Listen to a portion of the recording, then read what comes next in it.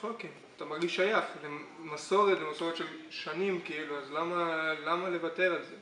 הדבר שאני הכי זוכרת מהשבירת דיסטנס זה שהמפקדת שלי עשתה, היינו בטוחים שזה לא יקרה, ואז שהיא הגיעה, היא אמרה, טוב, היה לי נחמד, היה לי נעים להתראות, ואז באמת השאירה אותנו שעה בחדר והיינו בשוק, ואז היא הגיעה כזה עם מלא מתנות, ואז פשוט נדבקה אליי ואמרה לי, פוצצתי לצחוק ממך כל החצי שנה הזאת.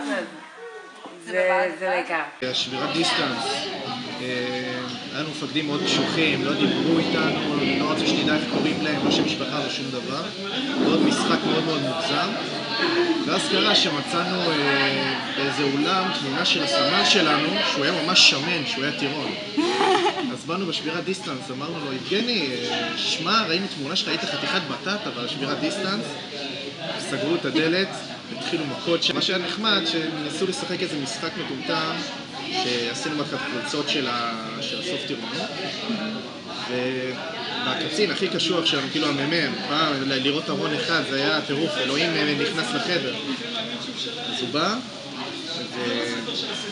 ונכנסנו בהתחלה לכיתה בלי החולצה, עושה לנו, כאילו עולה לטלפון, אומר, הופצתי וזה, מה קרה וזה, מתחיל לדבר, כאילו קרה איזה מבצע מטורף, כאילו עכשיו מלחמת יום כיפור, יוצא החוצה, ואז הוא חוזר כאילו עם החולצה, ואז הוא אומר, אתם לא מבינים מה קרה עכשיו, בלי לדבר בכלל על החולצה, ואז אמרנו, אוקיי, נתחיל לשבירת דיסטנס עכשיו, ואז כולנו חיבקנו אותו, ועשינו חיקויים, וצחוקים, וכיבוד, ועניינים וזה.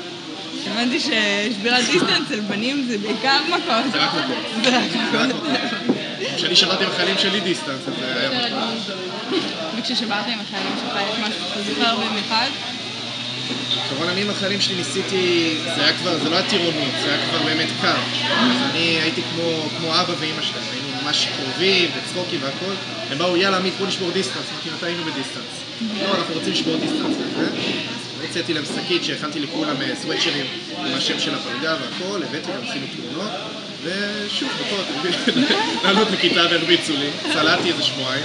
תקעו אתכם? כן. יותר הרביצו לנו מכות, אבל זה לא מצלמה. מה הדבר שאתה הכי זוכר משבירת דיסטנס? האמת, בצבא שלי כאילו טירונות שבוע, פחות היה לי שבירת דיסטנס, אבל בצופים למשל, כאילו יש לנו, בכיתה ט' זה קורס, כאילו אתה בקשר רק עם המדריכים שלך, כל השכבה הבוגרת מתעלמת ממך לחלוטין, ועד לפני התהליך של הקיץ, שבעצם מתחילים את כל העניין של המחנה קיץ, אז שוברים את הדיסטנס עם השכב"ג, עם השכבה הבוגרת.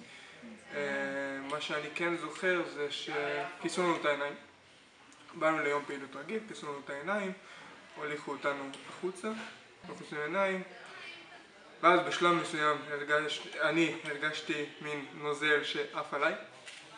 מסתבר שאחר כך זה היה מים עם דבק, ואז זה היה מגניב, ואחר כך הרגשנו משהו שנופל עלינו מלמעלה.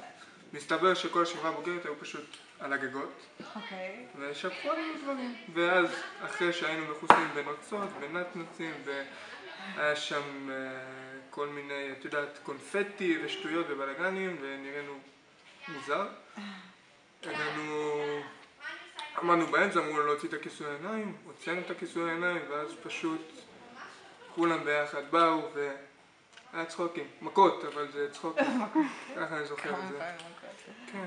אנחנו עשינו, אני זוכר שהייתי בכיתה י"ב, היה סוג של גבורה צ'צ'נית, בנינו בור ענק, גרמנו לנו להיכנס לבור הענק. לא נגיד שהכיסינו אותו בחול, כי זה לא היה בחול, אבל בוא נגיד שאטמנו אותם. והשארתם אותם שם? השארנו אותם שם, היה פחות, היה שקט. רצינו, בשלב מסוים כן, הם התחילו לדבר ביניהם, ואז שחררנו אותם אחרי איזה 20 דקות.